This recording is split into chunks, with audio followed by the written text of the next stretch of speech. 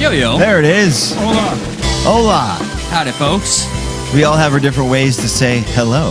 Hola, Stuckerinos. Shabbat shalom. How do you say hello out there in Stuck at Night Land? Comment below your hello. Yo, why don't you go? And if you see here on this really neat shirt, my father bought it for me. What does it say? Let me see. It says, Happy Camper. You know why? Why? Because we're all happy campers here at Stuck in the Middle. Aw, isn't that good? I like that. My cheesy-ass dad thought that was the most clever thing in the world, and I was just like, this is terrible, I have to do it. We should start every show off with lame dad joke humor stuff. Yeah, such a fantastic dad joke there. Yeah. Which I do feel like was facilitated by yourself. No, I'm not shitting you. This was hanging up with the fucking tag right above, next to my door, and then I picked it up. He's like, you know why you should wear that? Because you're a happy camper. You're all happy campers at that show. Show. That it almost sounds like he's being facetious about it. Like, does that mean people aren't happy here? No. Eli, what do you tell him? He was a total goofball. I do tell him about how you emotionally abuse me, and you've trained that cat to bite my fucking genitalia. Yes, I'm also stalling extra long to adjust everyone's cameras because I forgot to do that beforehand. I forgot to realize, oh man, we are on youtube.com/stuckinthemiddle. We are a live show that gives a live video as well as an audio. We don't do our audio streaming on that other guy's show anymore. We put the kibosh. Well, actually, they put the kibosh to us, so we're not going to be promoting them anymore. I call it the Kai Josh. Well, Well, they call it the Bye Josh. Zing! They said, "We'll see you later." Yeah, fuck off. You wanted to make money off of us somehow. Told you that from the jump. I said something seems weird here. Sure did. Something feels a little fucking fishy. That's all right. We don't need no representation without taxation. That's not how that goes. You goddamn right. Taxation equals theft. I can't talk. What's up, boys? I haven't seen you. Theft. Profit is theft. Yeah. R.I.P. Keon. I like that word. Oh my we god. We miss you. Damn. Yeah. Yeah. Profit is theft. Come on, man. How could you forget? I was gonna say, speaking of forgetting things or not forgetting, like we have a big theme tonight. Like for one. Oh, you forgot. It's a happy camper thing. Didn't we just have a holiday like that gas station that you get Slurpees that passed? Pooh works there. Hang on. Quickie Mart I Day. feel like close. Quickie Mart Day. Something to do. No. Emergency like for. Oh! You're confusing 7-Eleven with 9/11.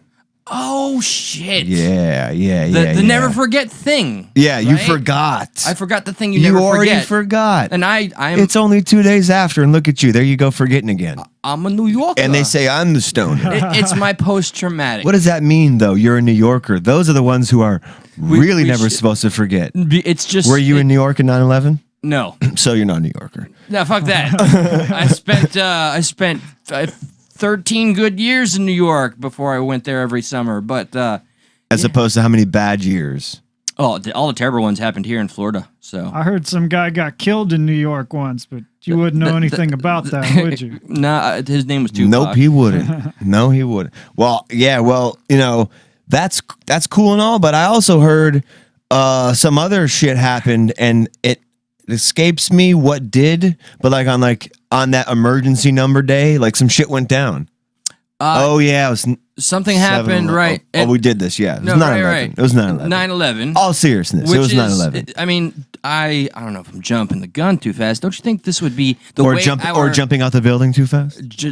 You stay on that ledge. I'm here. But we tote that building edge. You see how the media regurgitates the same shit, same story. Now, I do understand and respect and honor. Never forget, especially something as tragic as it was. But the way the media plays the same fucking footage. Do you imagine how the guys that orchestrated the attack are like, oh look, it's my favorite, one hitter there. Right.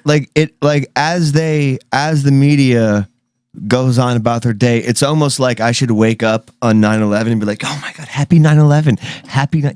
Eli, happy 9/11. What did Osama Claus bring you for 9/11? Did he plan a jihad under your building? What did he bring you today? Unfortunately, I'm on the first story. So that Osama Listen, clause would be unsuccessful. He never forgets. It doesn't matter what story you're on. You're going to get something. At the grave of the bottom of the ocean where he resides, where his little jihad elves or 72 virgins are making little jihad presents for all of us.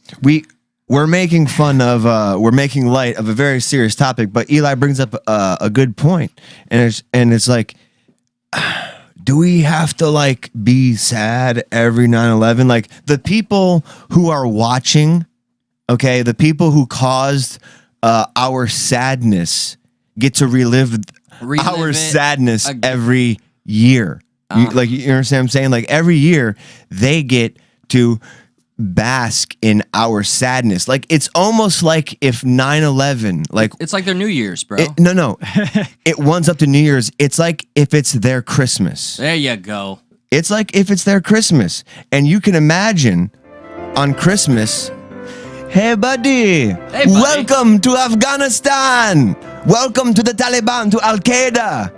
Do you want to see American citizens die Yes, and please. cry?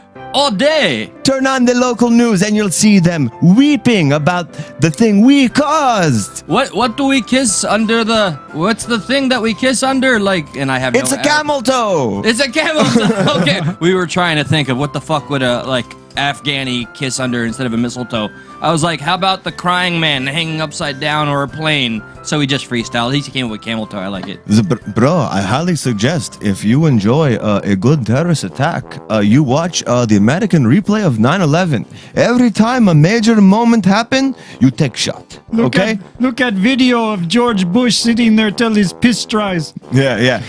Every time teacher comes up to Bush and tells him there is something major happening, for every blank stare he gives, you take shot. Yes, okay. You take shot I and you take get shot. drunk. Watch Premier Bush sit there reading book about goat for 9 minutes while his piss dry. He was. No. I'm gonna tell you. Let me finish reading this. I'm gonna finish reading the children. Okay, and we're gonna keep reading the children. That's one of the most fascinating moments in media history. I to disagree. Me. No, when he's I disagree. where he's whispered the thing. Can we get through the Afghanistan, commercial for 9/11? Yeah, I can't do the accent. And then we'll get to so what do you do on don't forget that. 9/11 day? I mean, I think that's it. But if you would like to celebrate more, play the drinking game. Mohammed, get me the. Which Muhammad? Get me? No, which one, you silly bastard? Mohammed with the turban. Oh, you fuck. I don't know how I turned Jewish, which is not a safe place for me today. Oi, oh my god. You know, like I'd be in Afghanistan. they're all celebrating. For Yeah. sure, they're all celebrating. They're Oh. having a great time. They're seeing us go like, It's like playing their fucking greatest hits. They're like, word. yeah. That was ours. You remember that fucking thing that comes on when it's like 1 o'clock in the morning, and it's like, you remember fucking ABBA's greatest hits? It's like early in the morning, and like that, like that's what they get, but on Christmas, they're like, y'all remember when we fucking crushed America? Yeah. Happy 9/11. And then What's they up? invaded the wrong country and destroyed and destabilized. We are going to wrap Christmas lights around the closest building we can, and then we are going to bring it to rubble. Yeah, To celebrate 9/11. Allahu Akbar. the closest thing they have to a building. I don't even know. Do they have building? Man, I'm not educated. Yeah, no, they do, but like they call it building because that's what they're doing.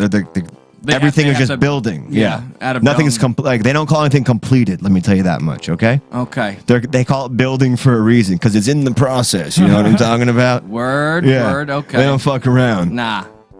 Oh boy. All right. People are like, how dare they? Yeah, I know. This is such a sacred event. How dare you? No, you're never late. Chris, you're never late on 9/11 day. Yeah. You come kiss under the camel toe, or we kiss you on camel toe. We have all the rights, women none. What you do? You fly planes under the camel toe. That's what they do. Hey. They fly their makeshift little planes into each other. But it is weird, you know. All jokes aside, let's fade out the Johnny, fade out the Christmas music. Johnny, good job, Thank you, Johnny. Johnny. We're paying you all. He's a good the man. right- He's a good man. Thank you, Johnny. All jokes aside, it is a little weird that we do that. But I understand why. I get it. We do it for every kind of major holiday, but it is like Doesn't seem that intense within the Holocaust, like Remembrance Day, whatever that is called. Because I know my people. Can I call them my people? I don't know. We don't get together and be like, "Yep, today's the Holocaust, and let's just relive it word for word." No, I don't know. I mean, my family that is a part of that, they do a prayer, and that's about it. But they don't constantly talk about how miserable it was. Listen, I think, in my personal opinion, we should flip the script on fucking the Taliban, and like every time 9/11 happens, we're just like, oh shit, 9/11 in the house, and we just like we blow the terrorist minds because we're too happy. We're like, oh my god, we like people are twerking on buildings and shit. And, I never thought about the psychological play here.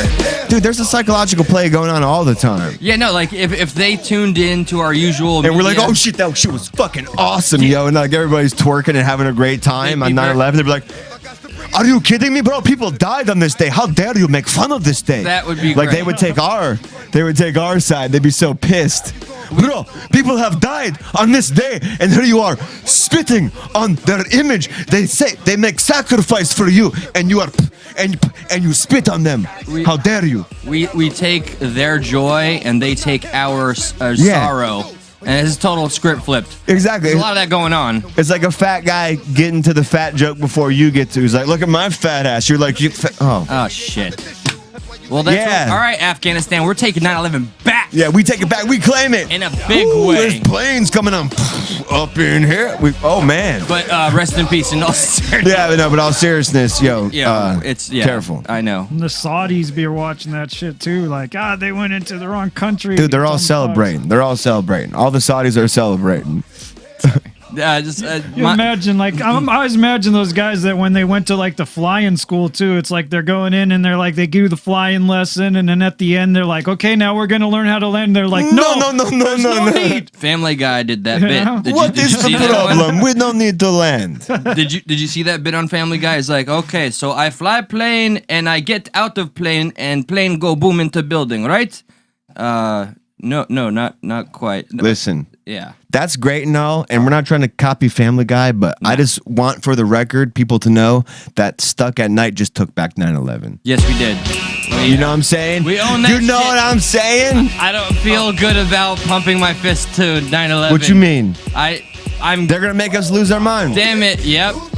We're taking back 9/11. Y'all don't own it anymore. We own it. Yeah, woo, we fucked up. We're gonna take the drinking game. We're gonna get fucked up on 9/11. Fuck y'all, motherfuckers. But terrorists. But tastefully. Tastefully. Yes. Tasteful. Of course, tasteful. We're very, very safe here. Very safe. Of course, we don't. We don't mess around. So, what did you all do for 9/11 Day? I opened gifts. I got to listen to my uncle talk about. He was actually there. He was. Imagine if I opened gifts though. Like seriously. No, I won't. From Osama. He cracked me up when he sent that thing about Osama Claus. He was like, "What did you guys get from Osama Claus?" or some shit. Yeah, I got a cracking up. jihad. Yay! It was just so depressing, dude. Like everyone's like, we're gonna wake up tomorrow, and like everyone has to get in there. Get in your there, solemn, brooding Everyone state. has exactly. What is it? Say it again. Solemn and brooding state where you have to stay like, always just, today's so sad and I have to be miserable. Or Never forget the people. I hope that people- sacrificed their lives. Like I get it, dude. yeah, we've gotten it. You're not the first guy to say. You're not the first gal to say. You won't be the last gal to say it. The last guy to say. Like there's nothing original on 9/11 that is just like, hey, it's just like everyone is just. I don't blame them. I got an original thought, and I bet you've never heard it before. 9/11 was an inside job. Oh my God, hot take. You heard it first. I own Well, the patent. why didn't they just take it outside though? Yeah, no, there was some logistical errors because the Didn't see buildings that were one coming, did outside. you? But it wasn't like the workers in the towers, are like, let's take it down. This is getting distasteful. I used to be a loose change guy, like all the way. I know. I like remember. 100%. And I used to.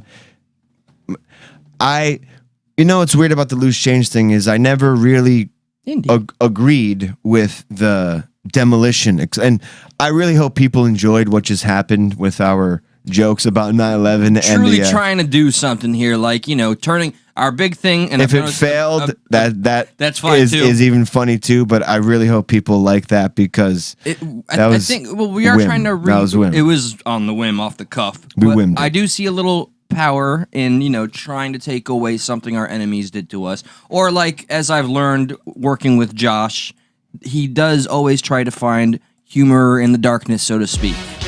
Just stop playing that fucking doing song, what? Taking bro. 9/11 back? That's what's up. Yeah, taking it back. all right. Yeah. The media is never gonna give up when they have an opportunity to play a blood or a sob story all fucking day. They're gonna just cash in on that shit. And like some people were like, "Well, want to watch it?" Like they had some shit on, like when something I was watching ended, and then some 9/11 shit came on before I could change the channel, and my mom starts watching it like, "Oh, this is good." I'm like, "No, fuck this. I don't want to watch this bullshit. Like I'm turning this off. Like I don't want to see that shit." Yeah, I mean, we got to see it. Do we do the same thing? Like, can I ask you, do we do the same thing for Pearl Harbor where like we almost relive the fucking play-by-play? We're like, and then remember at 8:45 the first plane hit, and then at 9:03 the second plane hit. It's fucked up to me that I think I know 8:45 and 9:03. Like maybe it's not. Maybe it's just because I'm so invested in it. But it's just. I don't know. Like, do we need to relive the timeline as like close to the point? And then at 10 o'clock, the Pentagon shoots down the third plane. I think the sensationalism over, and yeah. By the way, there's some, there's truth to that. That's the only thing. I'm going to finish. By the way, that's the only thing that I have. I started out America and then loose change. I'm all on loose change. Finally. Today, where I end up is everything else legit happened.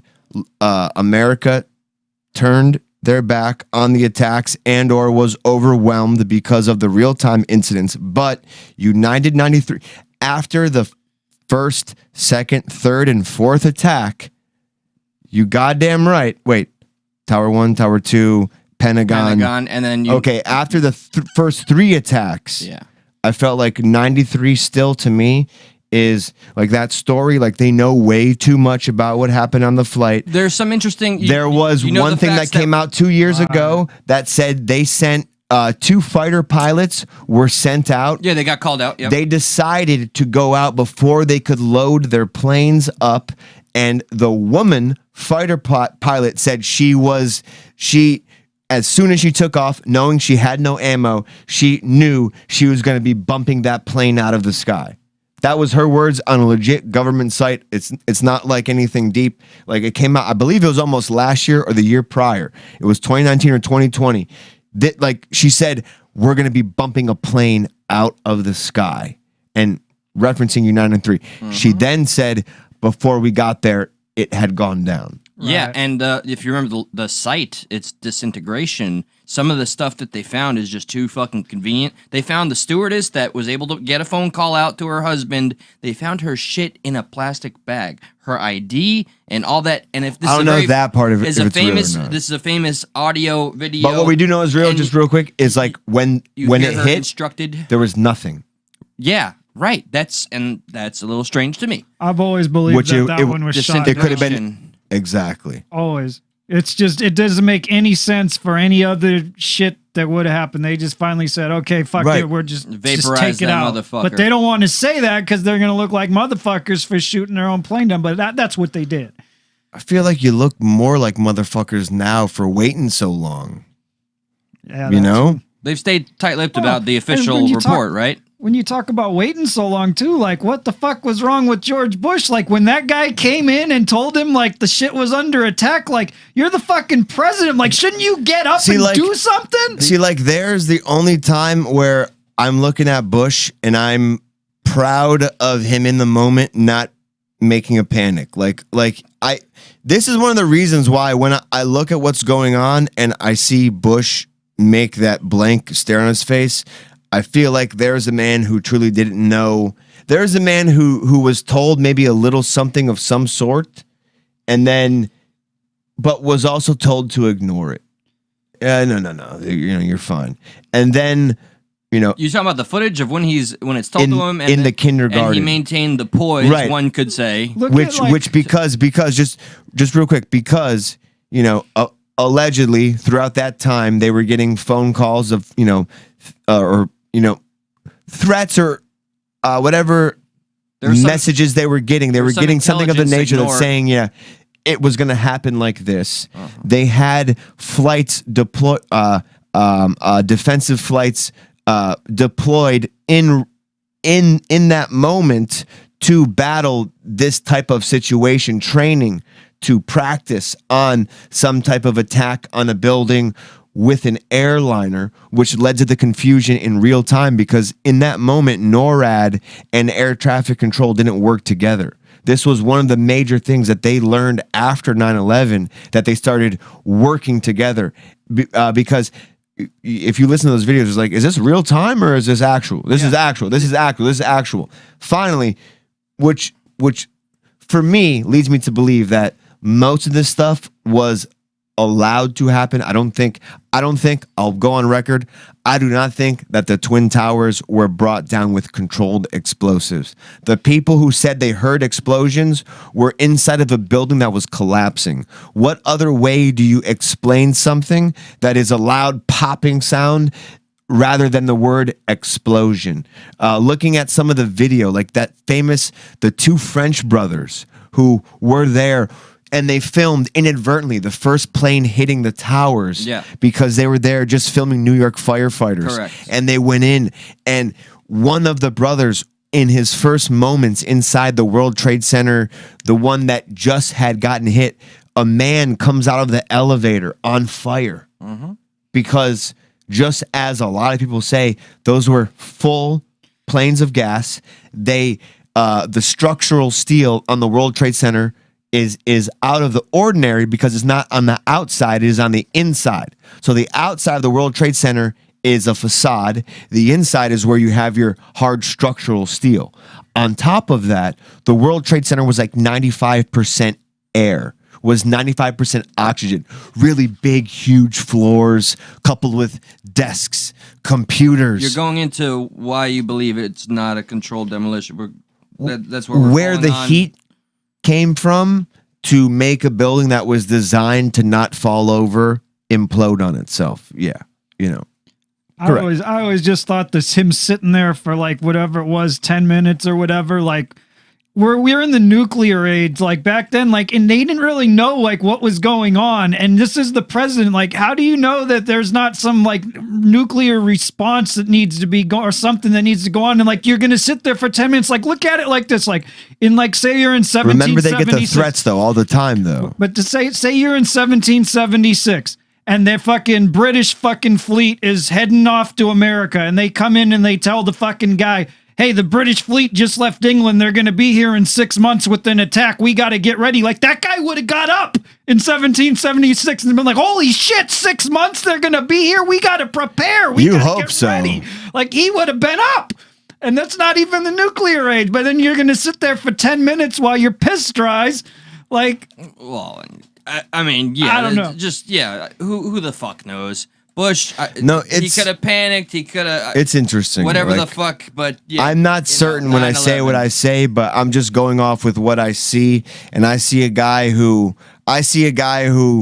saw something coming, was told, and saw a lot of the same thing coming, was told time and time again not to worry about it, and finally, what he was told not to worry about happened. And we all know Bush is not a smart man. Like, no, you know, we learned that pretty well. Me twice. Shame on no, you. We've covered that plenty of times here. I don't know. I've come to be on his side, whether it be just because I feel for him wanting to be something that he wasn't. You know what I mean? Like, I can't forgive him for dragging us to fucking Iraq, man. I really thought they had so much. Don't misplace my words. I always thought they had so many warnings about that like there's no way that they didn't know it was coming and intelligence. They just stood down and let it happen as an excuse to go in. to those places. It's like, how more clear can it get? Like, they had memos like Bin Laden determined to plane attack in the United States. Like, do you need like the exact day and time like that he's going to do it? Like, it's stupid. Like, they wanted to go in those Afghanistan and shit, and so they let it happen. They wanted to go into Iraq first. Yeah. Well, that too, because he wanted to take out the guy who was fucking with his daddy. That's exactly. Okay, that's what you say. But after getting into numerous biographies and movies about it, it was a dude who was dumb, who was getting told what to do by a vice president. Oh yeah, Cheney. That's true. He's like, that was the hey George, they fucked with your dad. That was the power broker. Well, like, dude, this is what I'm saying. Like, this man wasn't a dude destined for politics. You know what I mean? Like, I mean, he was mayor of Texas or governor of Texas for some time, but he was just like, I don't know, man. He was just about I just want to have fun. You know, I'm here to have some fun. Like, he really wasn't there to, and then you put him in this legit presidential job and he tries his best to adjust to, but all the while being lied to, like being told information that isn't true, you know, being said you're making the decisions when decisions have been already made, and it's being presented in a way where he's making them. Like, I'm not calling him innocent by any stretch of the imagination, please don't get me wrong, but I'm just saying, like, he's one of the presidents I'm just like, you know, like, he feels more of a real person than Donald Trump. Just because you feel bad for him doesn't mean you're like on his side or advocating for any of his decisions. A lot of people would feel the opposite. No. We've learned that the fucking business on that one. You know, you dislike one thing and then you're suddenly anti everything of the thing you said. Anybody who's a painter and paints things, like, they're pretty sensitive. And all Bush wanted to be was liked. He had daddy issues. He was never supposed to be fucking in politics. It was Jeb. He was the... You know what I mean? You know, so it's just, look what I did, daddy. So something interesting about 9/11, and maybe something a bit more sensitive on the topic, I had learned just today regarding the firefighters. And there's a memoriam regarding the number of firefighters that went up at the detriment of their own lives. Rest in peace to each and every single one. But when it comes to us saying every single one, I learned that there is an official firefighter-esque guy who is not accepted until it's full. He's a fucking firefighter. Yeah. But Wikipedia and all the other sources say it's how many? 343. 343 firefighters that went up and never came down. I wanted to bring it up. I'm sorry, go ahead. What? No, yes. And then there's... Like, that went up and never came down. Yeah. That's where you finish off. Yes. And then there's one of them that has not been inducted into this 343. Why isn't it 344? Because there's a whole story I didn't know until you told me about it today. And I think last year we spoke about that guy, like it was called the man who predicted 9/11. I forget his name, but he was head of security at some Morgan Stanley company. He served in Vietnam. After the trade centers got hit in 91, he got together with one of his Vietnam buddies, and he's like, it's not a matter of if, it's a matter of when, and we need to figure out how. And literally, both of them figured out that they're going to hit the trade centers by plane in like 92 or 93. For years after that, this guy would do these obnoxious drills that would make all of his employees, everyone he oversaw on that floor, get out. They would do these constant fire drills all the time. Other people, floors above them, floors below them, would make fun of them, would mock them, like, wow, this is so annoying. You guys always do this. This man saved 2,000 people. No shit. From Morgan Stanley. Hang on. Wow. Yeah, like, what do you think about that while I pull up this man's name real quick? Because I do want to give him his legit credit, because never forget. And then we talk about 344. Well, I mean, first off, laying that story on me, like, wow. And sometimes it pays off just for preparation's sake. Rick Rescarola. That's his name. Rick Rescarola. He's a man who wasn't even born in America. He was born in a different country. He came here. He joined our military. He fought for our country. He retires. He gets into the security business, and he starts to head up on on the World Trade Centers. He becomes head of security for that. Based on that information alone, he knew. He seems to be far more qualified than our highest intelligence that allowed it to happen, or whatever. Or whoever he went back in for people. Here's a guy who everyone and everybody, like fucking clockwork. When the first plane hit, he was like, they did their fucking drill, and everybody got the fuck out like clockwork, like they all rehearsed to do. That man saved over 2,000 people's lives. He had to go back in for a few other people, and just like our firefighter, he never came out. Really? This man passed on? Mm-hmm. Rick Rescarola, he passed in that. And there's a lot of, he was in Vietnam. He lost his best friend in Vietnam. So there's a lot of he was like a sergeant. So there's a lot of I can't leave people behind. Yeah, so that gets ingrained in you. Right. Yeah. When he got the count that not everybody from what I'm supposed to do is here, I'm going back in. Rick Rescato. Right. Rick Rescarola. That's the military, man. You never leave a fallen comrade, for sure. So here, I want to show people that, because it is a fantastic documentary. Let me pull that up on our side. It's called "The Man Who Predicted 9/11." I think it's an A&E video. I am gonna watch this. This is brand new to me. It's gripping. And if you haven't, do you guys, have you ever watched the Frenchman's video of my father and I recently of 9/11? Yes, incredible fucking footage.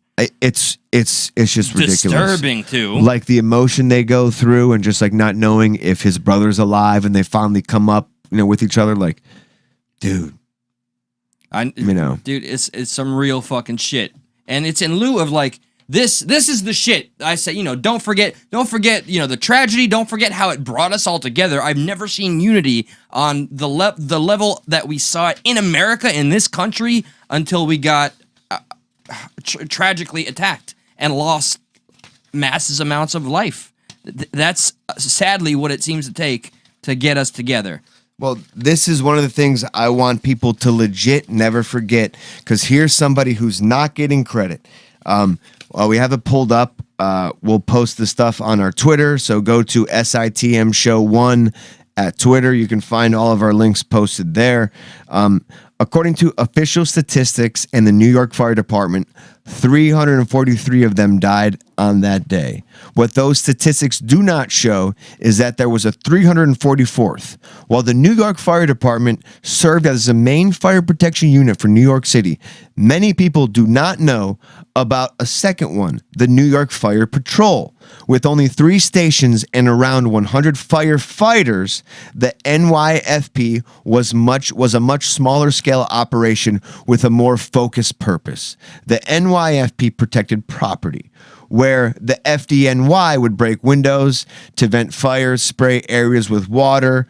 The NYFP would cover valuable items with tarps, pump excess water out of buildings, yada yada. But the FDNY and the NYFP, they worked together to save people's lives and livelihoods. Collectively, on that fateful day. Right. So essentially, it's almost like, think about it like this, and it's probably a horrible comparison, but if your house is on fire in New York, FDNY comes out to save you. The New York Fire Patrol comes out to try to save your property. My house in New York is on fire? Yeah, right now. BLM, Antifa, what the fuck? Both. Oh, no, you're saying Oh, yeah. No, yeah. You scared me for a second. My property in New York. Okay? Sorry, BLM. Not sorry, because I know y'all know, you know what? Whoa, I gotta chill. Ooh. I'm just, ever since I learned about the head of fucking BLM making all that fucking money, fuck you. All right, go on. Protest-free fire. It's just a fire. Like, your house is just on fire. Now you changed the game. All right, now it's my house is on fire. Like, your house is just on fire. So the FDNY comes out to save you, and the New York Fire Patrol comes out to kind of save your property valuables. Sure, okay. But they work, they're synonymous. Together, yeah. They both get called out because both you and your house are property, to the government. Yes. Hey-o. Yes. There is also little visual difference between the two organizations. So just like every other station in New York on September 11th, the NYFP responded.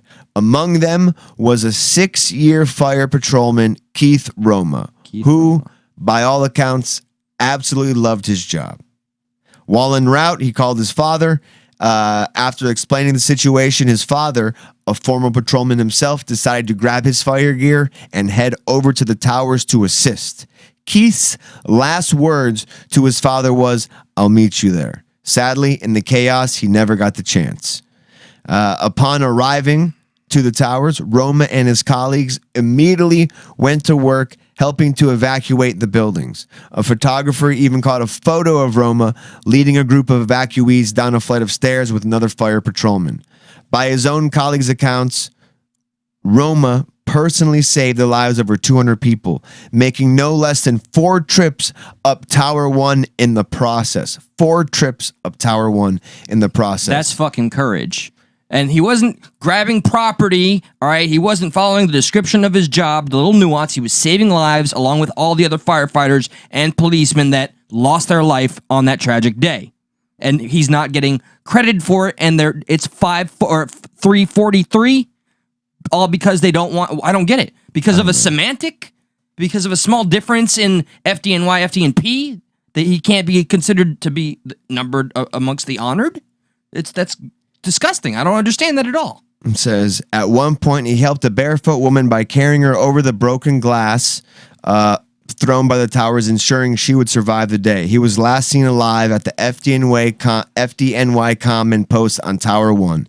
His body wouldn't be found until Christmas Eve, December 23rd. So September 11th, November, December. 2 months and fucking holy shit, man, 12 days, almost 2.5 months later, his body is found. That's a rough condition. 2 months later. His body wouldn't be found until Christmas Eve, surrounded by 9 more evacuees he was attempting to escort to safety in his last moments. He was the only member of the New York Fire Patrol to die that day, yet this day Roma is not counted among the 343 who died. To some, this is simply because he was not a member of the New York Fire Department, but to others, the issue is not that clear-cut. For instance, when his body was found, a Code 45, in quotes, declaration of death went out to the entire FDNY, and Roma was given a full FDNY funeral mass. Oh, good. Yet the FDNY still does not count him among their number. So backwards. He ain't one of us. Yeah, that's some shit. This has led to incidents such as what happened in a memorial stair climb set for later this year to honor all firefighters, which the event organizers just included 343. Only after haggling did they finally make it 344. Despite all his family's insistence, the official list today still only has 343 names, even on Wikipedia.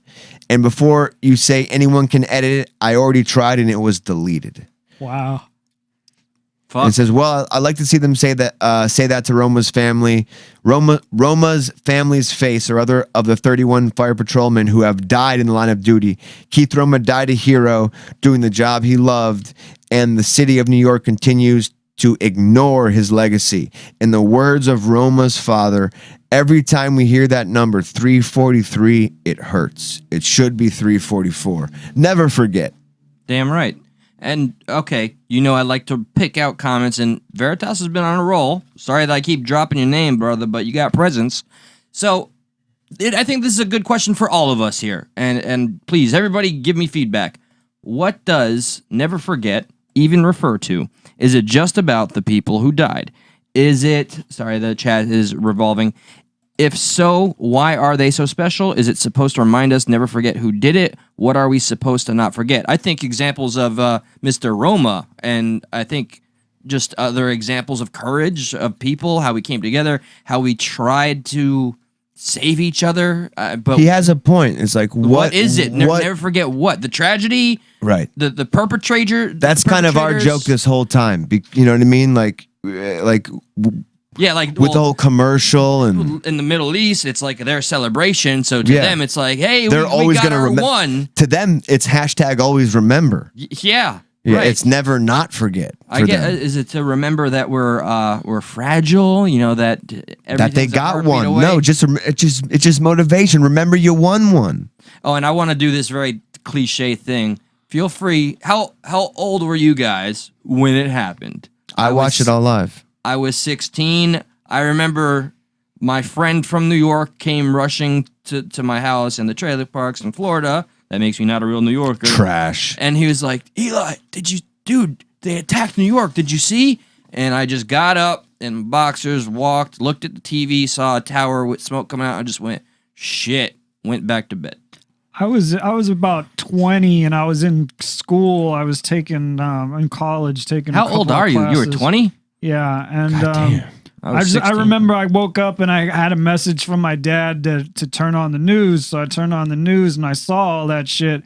And then I went to school and one of the classes got canceled and another one didn't get canceled. And everybody in the class was like freaking out. Nobody really knew who Bin Laden was at that time, but I had picked up his name in the news. And I remember somebody talking about something and I said, oh yeah, Osama Bin Laden's behind this. And some girls, I just had some girl in the class face just like totally like shocked, like, and that's the first time that people were starting. She was to Osama bin hear Laden's that daughter. Name, you know, yeah.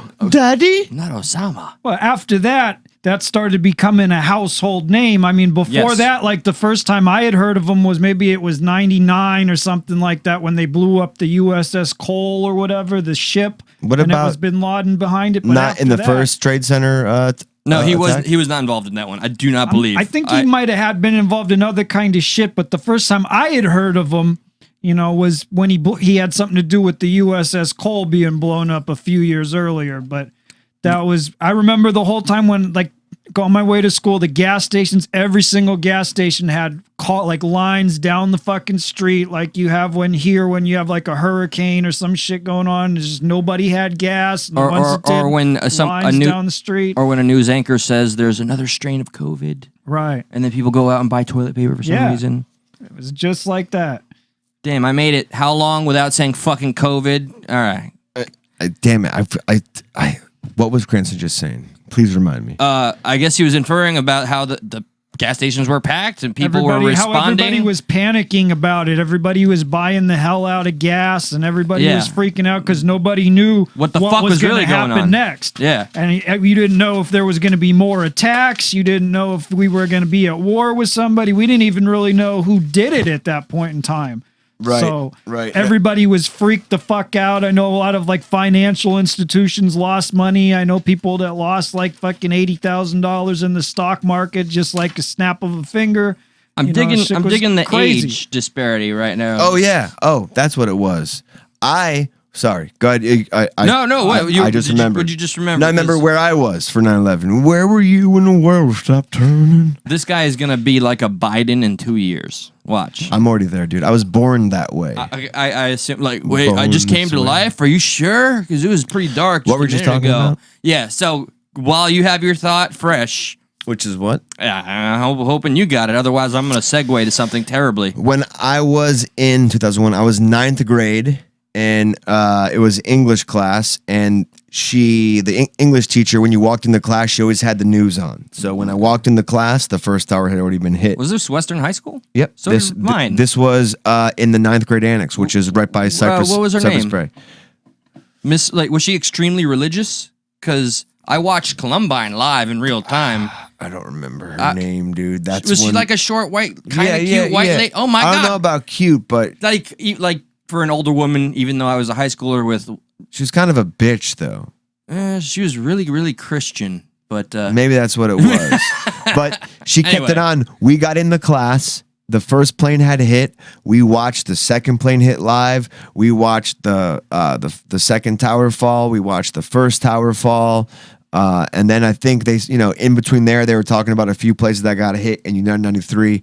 And after the first tower fell, which is, I think, the second one to fall, the announcer came on, the school speaker was like, everyone must turn off the TV. We can't be riling up the students. So we turned it off. Fuck off with that guy. Yeah, I know, right? Yeah, national crisis right now, massive loss of life, but, you know, turn the TVs off. I would have loved to have seen it live because maybe we could have caught the Falling Man. Do you know the Falling Man? I've heard tell. I mean, actually, if you say that fucking term right there, the Falling Man, I think almost everybody in the audience, correct me if I'm wrong, yes or no in the chat, when Josh or I say the Falling Man, do you guys think of that picture? Yeah, do you know what? Yeah, the Falling Man. The iconic photo? Let's let people chime in the chat real quick before they, before we give it away. Yeah, we're going to drop some news here. But the Falling Man, by the way, the Falling Man is the same guy who took the picture of Robert F. Kennedy after he was shot. Crazy fucking factoid that I did not know.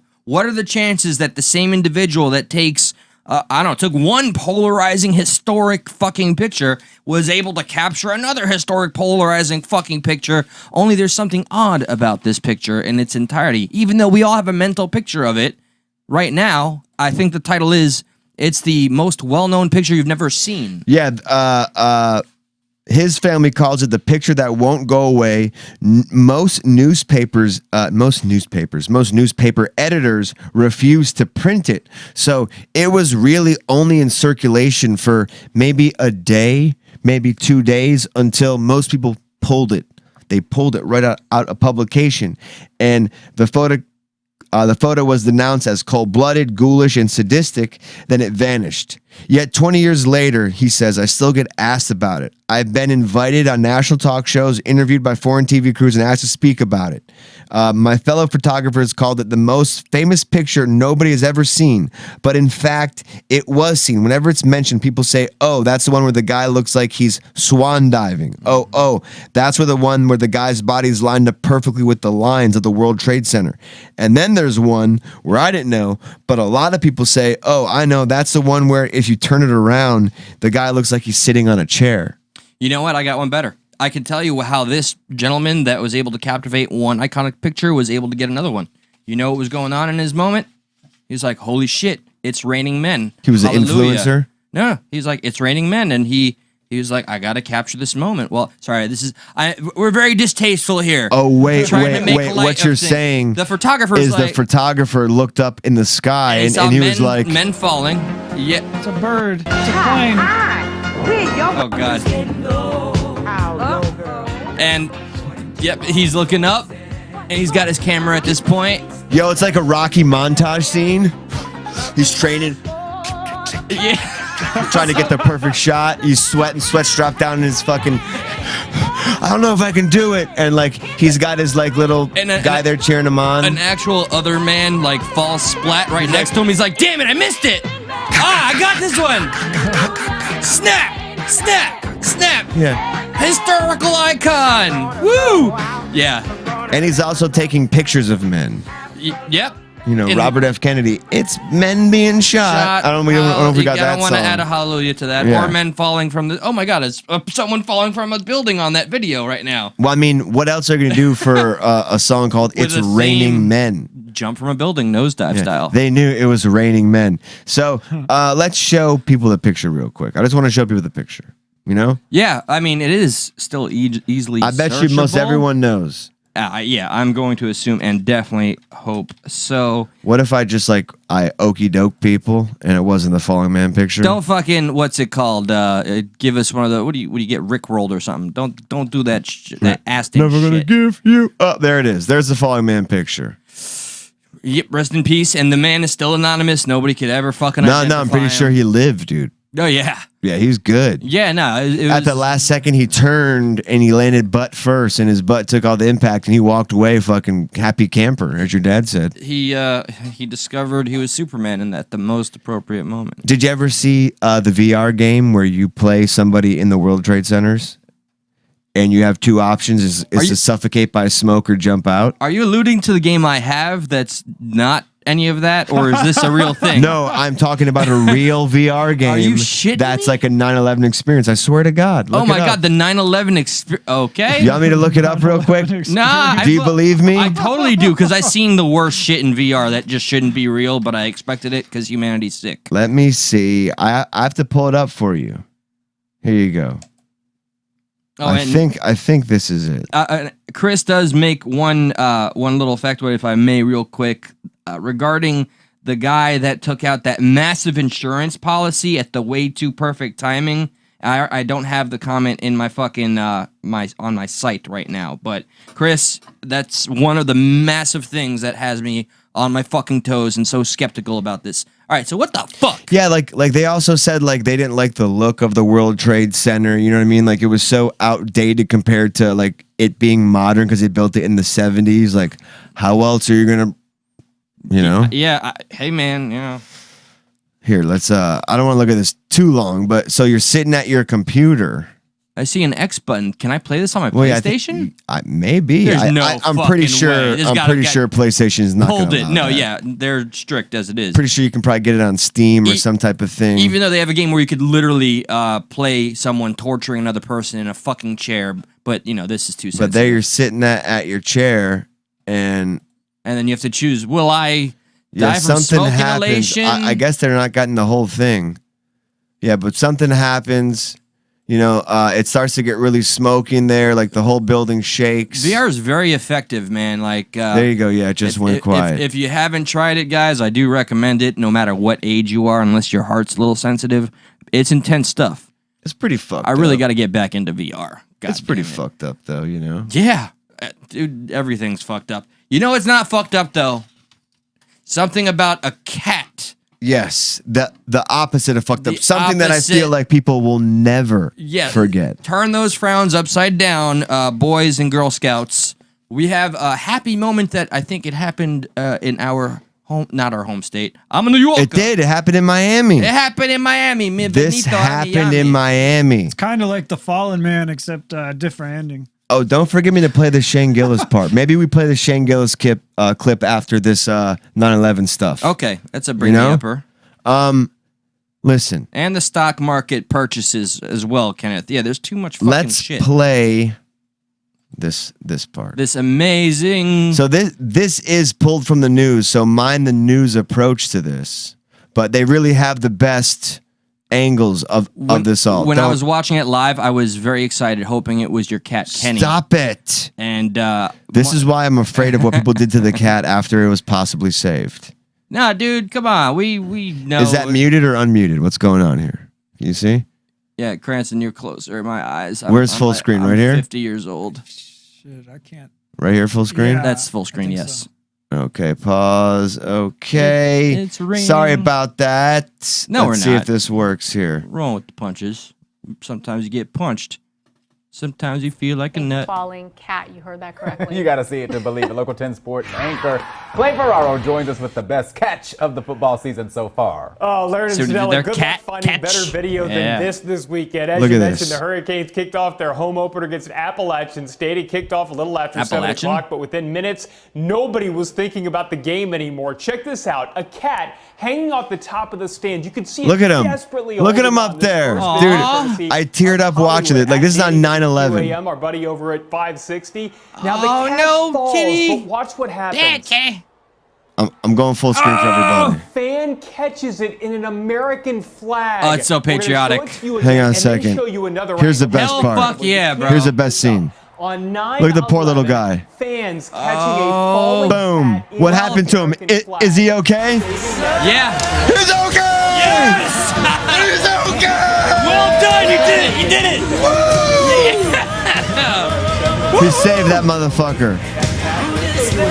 Oh, that was beautiful. Fans catching a Yes. American flag. Saving that cat. 10 out of 10. Look at the celebration. Look at the joy.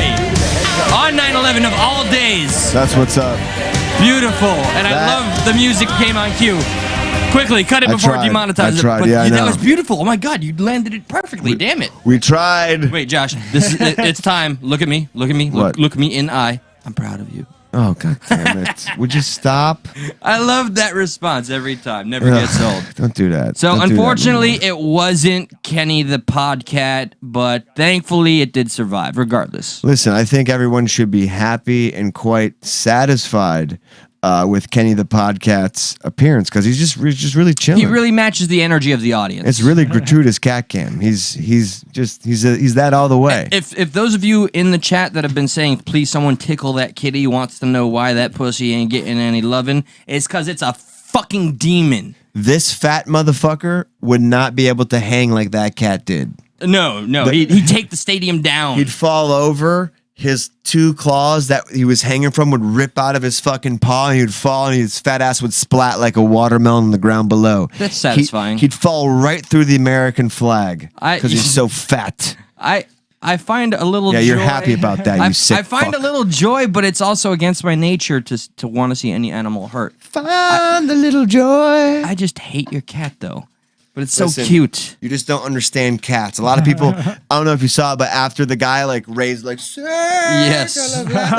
like the cat was like, and started like biting him. So like the news And said the that cat would be- left some thank you scratches because the cat scared shitless, bro. Oh, shit. It just fell from like 50 feet and then it gets yanked in the air and held up. It just like Held up like the Lion King and shit. Yeah. That cat's going to grow up to be massively patriotic. Or the cat was trampled upon as everybody left Nah, because fuck it was that a shit. stray cat in Oh, a building nah, fuck where that. a lot of people don't like cats, as you pointed out. Well, just that thing that's sitting next to me.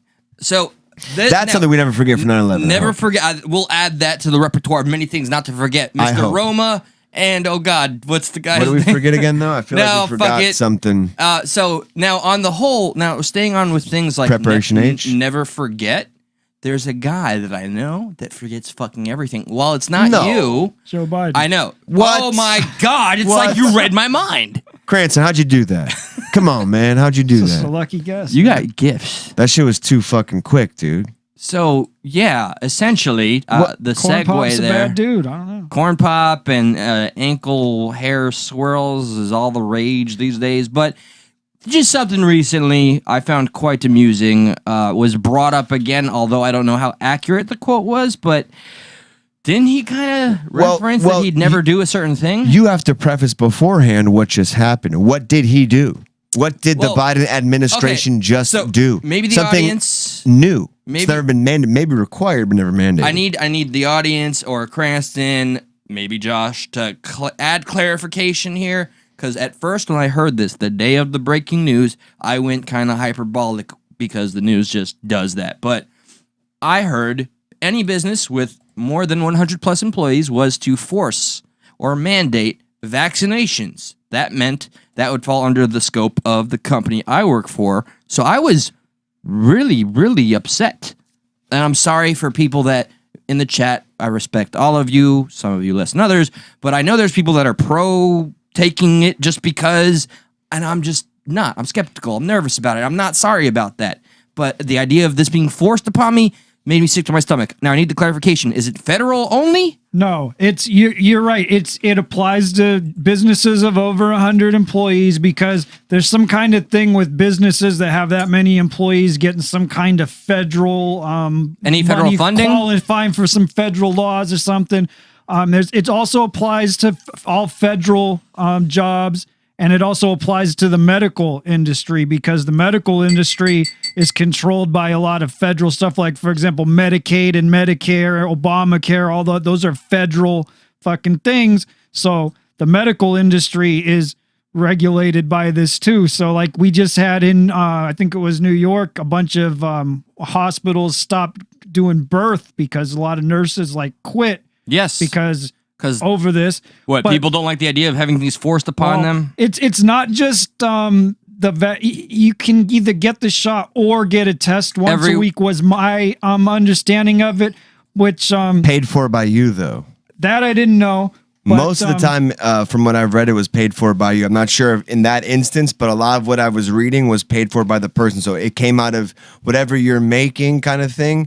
Maybe the company didn't take it out of your paycheck that week, but you paid for at least a COVID shot or COVID test once a week, which is kind of weird because So what if you got it on the more any other day? The more outrageous thing to me Oh, yeah, about no this is not even that or the requirements. It's the penalties that if the businesses don't do that, people are going to get fined. Like the businesses can get fined like $14,000 or some kind of shit like that. Now, that's a very unconstitutional thing. It's fucking illegal because the federal government doesn't have policing power. No. Okay. And, right. And what I mean is policing power is the ability the to put authority? those kind of fines on things in the state. So they don't have the authority to do that. They're not supposed to be able to do that. They're overstepping their bounds with that. Now, on its own, can they do a vaccine mandate on a federal level? They can. But if you don't want to uphold it, you don't work there. Unless you have a contract. If you have a contract, they can't go adding some new shit to it and say that now your contract didn't say you had to be vaccinated, so you couldn't be fired for that. But if they kept it federal, I'd understand maybe arguing why it's somehow okay for that. But is this not an act of something unconstitutional within itself? No, because there's a case called Jacobson versus Massachusetts. And yeah, but that was a requirement. That wasn't mandate. This case was from the early 1900s. Now, what happened with this case was this guy Jacobson, he was from, I think it was Switzerland or something. And this was back when smallpox was a big thing. And so what they were doing was there's something called cowpox. They were injecting cowpox into people because supposedly cowpox was making the smallpox being so bad. So everybody was injecting cowpox. You had mandates in all these different requirements. States. Most of it were requirements, different than a mandate. Well, it was like in Massachusetts, the one that this case is based on, they were charging people $5 if you didn't get the cowpox. I want. And he couldn't sue because the vaccines weren't a mandate. Yeah, this is what I want to clear up. What is the difference between a mandate and a requirement? I will pull it up for you. So back then, $5 was about $150. Oh, yeah. In 1905, anyway, sure. This guy Jacobson had gotten the cowpox thing back in his other country that he moved from, and he had some kind of issues with it, like some kind of medical thing or something. So he didn't think he should have to take it. So he went to court about it, and he actually didn't win. They said that he didn't really have any medical reason not to take it. But they did rule that you can do that kind of thing. You can pass those kinds of laws. Okay. For requirements. I see the fleshing out of requirement versus mandate. Yeah, I didn't want to talk it because every time I said something, Krantz would just like kind of like give me the look like, are you done? And then he would continue. So I was like, okay, I'm fine. It's a change up of energy. That's cool. Yeah, it's cool. All right, I dig it. That's fine. So as nouns, the difference between requirement and mandate is that requirement is a necessity or prerequisite, something required or obligatory, while mandate is a date between two homosexuals. No, is an official or authoritative command, an order or injunction, a commission or judicial precept. I see the difference. So, but which is why Jackson couldn't win, because the Supreme Court ruled essentially you're not forced to get the vaccine. They said it's just a requirement. Okay. So he could, essentially it's like, you don't have to get it, you can just pay the fine. It took away his grounds to sue. Right. But what it did do was put some exception in the law. And what was interesting about that was supposedly that was the beginning of the anti-vaccine movement in this country, because after that was when the Anti-Vaccine League ended up getting created a couple of years later, and that was when people started. Did you say Anti-Vaccine League? Did I hear you there correctly? was a thing like that's where it like kind of originated it's from. Crazy though too, because when you read that article or you read stuff on it, like they even had less stringent rules to what could be in a vaccine. So like it's almost like at the time he had more credibility than we do now. At the time, like literally, there was no FDA approving anything. It was just like, here, take it. You know, there was no... Look at the shit that ran rampant back in that day. And the thing that was interesting about it to me was that a lot of the stuff that was going on back then really mirrors a lot of the stuff that's going on now. They were doing the same kind of shit with like the social distancing and the mandating and like all this different shit. And it was just, they're just injecting some other fucking virus into them to help fight the virus. 50-something years later, they ended up coming out with the smallpox vaccine and they ended up eradicating it. But back then, smallpox is a lot nastier than COVID. It's just not as contagious. But it just the mirrors of what's going on now than this was going on in the 1900s. So where does it fall right now, current day, as in Eli just now getting a fresh take and trying to absorb what the fuck is going on? Is my job, or is somebody going to come down and say, you want to keep your job, you got to get the fucking jab or give me a negative every week? Is that going to happen? Could happen. Fuck. There is going to be lawsuits to this. There's the lawyers are getting their pockets lined. This is going to go to court. Some of it is going to get overturned. Not all of it is going to get overturned. This is the entire case here. Just kind of like a summation from. So Jacobson versus Massachusetts, which I think I'm not in the know here, and I feel a little embarrassed. But as the 20th century began, epidemics of infectious disease such as smallpox remained a recurrent threat. A Massachusetts statute granting city boards of health the authority to require vaccination when necessary for public health or safety, 17 in 1902. When smallpox surged in Cambridge, the city's Board of Health issued an order pursuant to this authority that required all adults to be vaccinated to halt the disease. The statutory penalty. What Cranston is saying. So yeah, it was everything regarding which is about $100, like verbatim, yeah. So there was no provision for actually forcing vaccination on any person. Which is different than a mandate. Which is what's going on now is mandates. I don't want... Where it's different than a fine, you're going to lose your job. This shit... Maybe you can call it similar, but it's different. Like, if you look up the difference between a required and mandate, there's a difference. I'm going to go on record as saying, man, I'm 100% against the fucking mandate. I don't care if you disguise it as the greater good until I'm not fucking comfortable with it, man. Is that not enough? Is that not my freedom? Or am I going to just get people and people like me, not fucking anti-vaxxers, just people that are scared and confused? You even have a video of... first, here's Biden fucking stepping on his own dick. Then we got something with Fauci, who literally is like, I don't know. I'm kind of wondering if that whole, because he did say that in December that he didn't have the authority to do that, and then he did it, and he did it within, a couple of weeks of the Texas thing being passed. And now the Texas thing with the abortions, that was the same kind of shit. Not impeccable timing on his part with Texas overreach, and then this clip that we're talking about right now. So here's the clip. Here's the clip. We're going to play the clip real quick. Demand to be mandatory, but I would do everything in my power. Yeah. All right. Nor would it be in my power. No, I don't think it should be mandatory. I wouldn't demand to be mandatory, but I would do everything in my power. Just like I don't think masks have to be made mandatory nationwide. There you go. No. So I just wonder if that was some kind of response to the Texas shit, because the Texas shit had excessive fines that was obviously unconstitutional. And now that's the biggest issue with this, legally, is the excessive fines because of the police power, because the federal government doesn't have that police power. So now it almost seems like it's trying to one-up Texas because Texas did it. So now he's going to turn around and he's going to do it. And it's the overall, it's just going to get people divided and fighting with each other. It sounds like a snowball effect. They gave they gave more than an inch in Texas with that unconstitutional abortion ban, which is my opinion. Do you think states' rights over federal government's rights?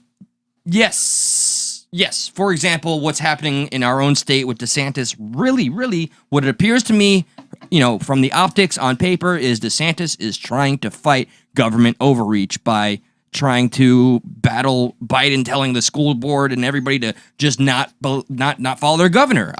So then this is a simplistic, maybe even a slightly hyperbolic point of view. So then shouldn't Texas be allowed to do what they want to do? And if you don't like that, then you leave Texas. If it's states' rights. Technically, no, because the abortion issue, there's a constitutional protection because of the Roe case, and case law is binding on that. So yeah, Roe v. Wade is pretty fucking poignant. Mississippi's up to go against actual Roe versus Wade. Yeah, that's crazy. I mentioned that on Thursday, and it could win. We'll see how that goes. What the Supreme Court ends up doing with it. What's happening in this country? But my biggest issue with this this vaccine thing is the fucking fines, because I really don't. It's really obvious that it's unconstitutional just right from the get-go. That finding people right now is also a terrible move on a population that's hurting from a post-COVID, lockdown. Right. What do you feel about the people who say, who are against the fact that if you bring up, if we're talking about, it says, the woman's right to choose, my body, my choice, but then we bring up vaccines, that they think that you're belittling the abortion topic by bringing vaccines into it. I don't really equate it as being the same thing. No, I know, but that's not the question though. Like, do you think, it's not the fact that you think they're the exact same thing, but is there a correlation between my body, my choice, being told one thing and not the other? I don't think so as far as the vaccine goes for what this pertains to, because if you don't want to work at the vaccine has no medical exemptions. It doesn't take into account like antibody. I thought it did. You're right about the antibodies, and it's another thing I didn't agree with. I thought that there should be antibody exemptions in there. Right, so people should have the choice to not take it, especially right now if they have their own antibodies, but that's not the case. It's not my body, my choice. The way this is set up is, you don't have to take it, but you don't have to work for the federal government or in healthcare that's regulated by the federal government. Which is why a lot of nurses have been quitting. Yes. Doctors have been quitting because they refuse to take the vaccine. But that's where overall where that is. And is that legal what they're doing? Yes. But is what they're doing with the fines, with the $14,000, is that legal? Legal is different than moral, though. You know what I mean? I get legal. We can argue legal, but sometimes we're talking about the moral aspect of, there's a lot of legal things cops do, but we sit here and we get mad at them for that. So we can't just sit here and paint every legal thing in some positive way. Marijuana, we have to sit here and judge it for what it is. Yeah, I agree. Like marijuana. So I'm just saying, illegal. Sometimes when we divert back to the legal course of it takes away from the bigger point we're trying to make. So also help us into what your opinion is on that side of it too, not just the legal side. Well, I really don't see if you don't have a medical reason to not get it, and you don't have a religious reason to not get it, which that's kind of a harder thing to prove, but I don't really see what the problem is. If you don't want to work for the government or those places, you don't have to, then you don't have to get it. But I don't understand why it's got to be like this. But it's big now of over the government, though, right? It's private companies with 100+ employees, which is what's making me nervous. And one thing that I read was that but that's different than just you keep saying if you don't want to work for the government, don't. But the mandate goes past just the government, it goes to the private sector. That has to do with there's some kind of federal acts that I get the law have part that of many it, employees that applies to them, so that's why. But what I was saying was, one thing I was reading about was some of these big companies are actually happy about it, like the Walmarts and the Disneys, that are the big companies they're happy about it because they've wanted this mandate. And now they have it, so now they can just come in and say, it's not us, it's the fucking government telling us to do it. Happy or just just appearing socially positive. You know what I mean? At the end of his statement, he does at least say, at least at the end of the day, if the consumer isn't happy, we get to say, Big Brother made us do it. Right. Is that what you were kind of... Yeah. So on that, they could definitely hide under that blanket. But as a consumer... They have to be concerned at some degree, or me. I don't fucking know. I don't know. It gets a little too big for me to really wrap my head around. But I do see them being like, "Hey, you don't like it? We didn't do it." I mean, the way I see it with the whole COVID thing, it's just going to be like the flu. We're going to get a new strain every year. It's going to get worse a certain time of year, and it's going to start dying off eventually. It's going to be like a normal thing. You're going to get it, and you're going to be like, "Oh, my COVID's acting Cranston, up," and it's no fucking big deal. May I ask you a question from the chat? I'm assuming that's okay. If you don't have a medical or religious reason, you don't get an option. Is that what I'm hearing? If you don't have a medical that's what he said. Yeah, I don't know if that's what he means completely. The option is you don't have to work there. That's the overall thing. But what about the private companies? What about the idea that they're doing that they're requiring you to have something or they take your livelihood away? I really don't have an issue with it because I've had to get vaccines before. But what if they have the antibodies and they don't need the vaccines? That I agree with you. But that's what we're talking about. There's things in here that you need to be more nuanced with. I'm not saying it's perfect. Like I said, there's a lot of problems. But you're not saying it's not perfect either. That's why people are confusing it. Part of it is unconstitutional, without a doubt. It should definitely have something about antibodies in there. I thought it had the exemptions for medical and religion. If it doesn't, I would be strongly opposed to that. But overall, I'm not necessarily opposed to the federal government saying you have to have a vaccine if you want to work in these things that we control because those are federally governed things. When I was in the military, I had to get all kinds of motherfucking shots. I had to get fucking you're talking anthrax, about things that weren't smallpox. rushed, that weren't done in 8 months. And you're talking about things that have a little more research to. I'm playing devil's advocate here. I Like you're understand. talking about things that aren't done in 8 months and FDA approved. Yet we sit here and look at marijuana and we hold the FDA to some beacon of truth. Yet they don't approve marijuana for anything. Yet FDA approves a vaccine in 8 months. Come on. Which is all the more reason why even my own statements that I may have to backtrack. Oh yeah, after FDA approval, I'll feel more comfortable. I don't know that would even fucking change. To be honest, and It's a good transparent thing, don't get me about wrong, myself. but I think it that just quickly? helps. Yeah, everything has been just sketchy to me, and who the fuck am I? But if we all weaken ourselves or depreciate our own critical thinking, then we are belittling ourselves in favor of government overreach. Yes, if you're working for the government, I agree. Play by the fucking rules. Play by those rules. When you start to get to private companies, healthcare, I even understand some exceptions, but I want to know how bad is the blowback of the staff quitting, secondly. And thirdly, now when we get to private companies like the company I work for, that is starting to feel mighty more unconstitutional to me. And so if I don't play by the rules, I get the boot. And my livelihood as I know it is gone. And I'll be on unemployment. But like I said, the more so that your company's going to get fined $14,000 and whatever the fuck the other penalties are. I mean, that's the most outrageous part of that, and that is totally unconstitutional. It's erroneous. It's going to be fought. It's going to be fought. And it's going to win, and they're going to say that they have to take that shit out because it's definitely illegal, and they don't have the police power to do that, the government. And one thing that really pisses me off about it is, I do not have an issue with the shot aspect of it, but I have vaccines an issue. work. We know that. Okay, but I have an issue with the government passing fucking things that are unconstitutional and illegal that they fucking know are illegal. Right. And in the meantime, people are going to have their lives ruined with these $14,000 fines and fucking shit like that You gotta until stay it can go to consistent. court. And it's fucking bullshit. And Texas did the same shit, and it's fucking bullshit. And I feel like it's like a fucking contest between the two. Which is like, I feel like you're leaning more towards the whole my body, my choice thing, not only being just about abortion. Like the idea that you're comparing it to two, you're not you, but a lot of people I see out there, they're letting go of this point where they could kind of Personal autonomy. but they're letting go where they can have this moment of agreeance and then maybe discuss the nuance a little better. But they're just like, oh no, it's not the same. yeah. How dare you belittle one and the other? It's just I think if you get, I mean, we're talking about both things that go against the Constitution, both things that people don't want to put in their body. Right. I don't like there's technical aspects that you can absolutely agree Of are course. similar, but if you get And that are way super, not super similar. technical, Yeah. sure, yeah.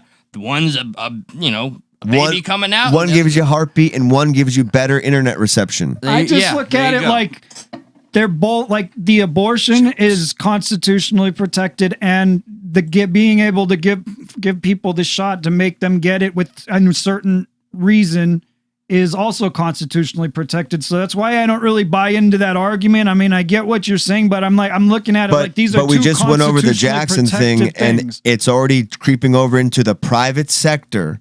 Which makes me nervous. Already, this thing is unconstitutional. If you want to nitpick it, that's fine. But the bill in general itself, because it has something that's unconstitutional, it's Is unconstitutional. it still technically a fucking vaccine because they're advocating for boosters and shit? But guess what? They're not advocating for boosters anymore. Wait, I mean, just what was it? A fucking month ago, just a couple days ago, one of my coworkers was like, "Hey, I'm gonna get my booster." CNBC. What are you talking? What does that say there, Cranston or Eli? What's the title?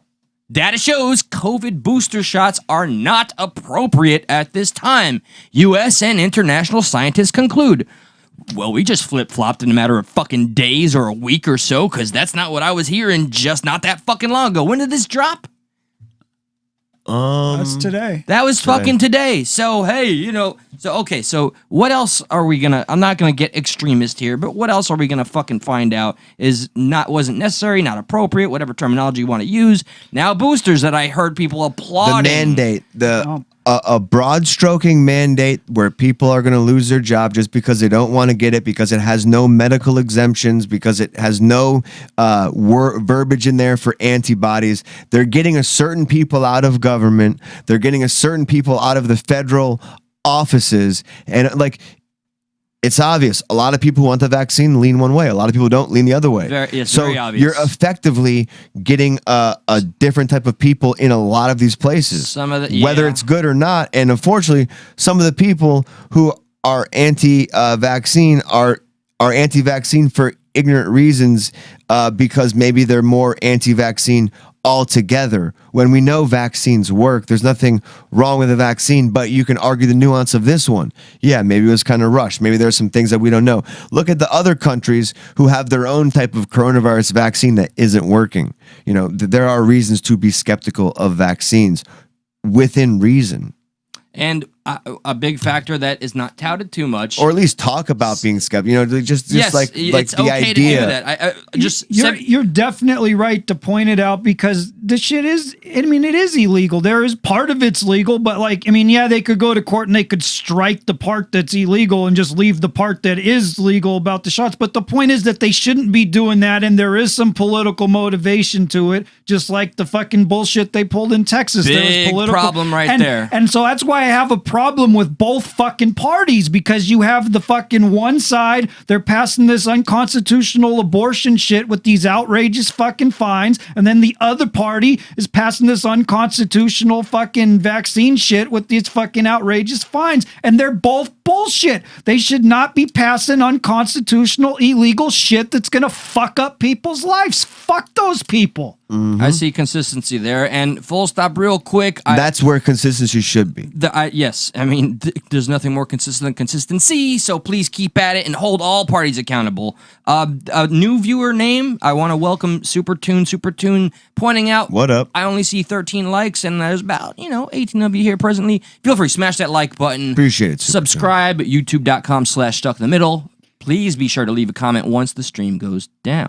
That was the thing with this, was the timing of it with Biden. Like, because we played the clip in December, he said, I don't have the authority to do that, because he knew he doesn't have the authority. But now it's like, he's flexing. 2 weeks after the abortion thing, it's like, this is my response. You guys are going to do it. I'm going to do this fucking shit. It's the same thing. Politics. When he mandated landlords to pay the rent of people essentially who live in their places, like that was unconstitutional. Like landlords have no right in them. And that was pretty crazy. That was pretty wild. I think on some degree, no matter where you stand politically, you should get a little nervous about, the overreach that I'll continue to use as a term, which I'm getting tired of. And correct me if I'm wrong real quick, it sounds like you seem to get the most passionate about the issue, since we're going consistent, when the fines get involved, when there's financial repercussion.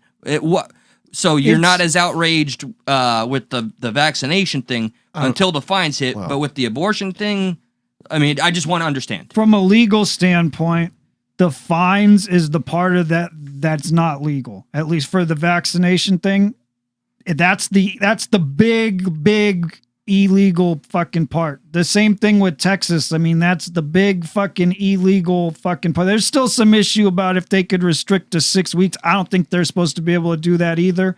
But so verbiage has no meaning to it. Like if one says a requirement and the other is a literal mandate, whereas mandate you are essentially forced to get it if you did. Like, it's not a requirement, it's just you're going to lose it if you don't get it. Like, there is no legal standing on the verbiage, especially when there is a dictionary difference between requirement and mandate, one being kind of public and one being governmental. That's my understanding, because if you don't want to get it, you don't have to do that job anymore. You can leave and go to some other job. But what about like if my we know the company I work for? That's such a Republican thing to say. Would you feel that way if my company that we cannot name would institute such a thing? And you knowing my stance, I'd leave, man. Yeah. Do you apply that thought to every job? I don't.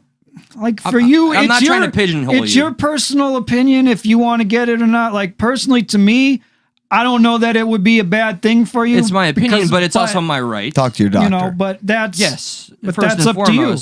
You know, when I was in the military, I had to get all of that shit. I had to get all kinds of motherfuckers. But like that doesn't mean you wanted it I didn't though. want any of But them. you signed that contract, bro. That's a whole different script. I knew when I signed the contract that I was fucking doing it. Like, so for example, part of this, the military is required to get it. Yes. So everybody who went in the military, they knew when they went in that you could be forced to get any fucking vaccine. So they can't get mad about this shit because it's property it's at that part point, of the fucking job. Yeah, but it's still, you can be upset about a vaccine that's new. Yes. I mean, like, yes, okay. You can be upset about like, just because everything else is off momentum doesn't mean you can't be still question about the new thing. You don't have to be accepting of everything that comes your way. Right. You can go against authority a little bit. I know military is not trained to do that. You can be upset about it. You know, I mean, I didn't like a lot of the shit that I got the anthrax fucking shot. In the Army. I want to like subtract everything that you had to go through because you did sign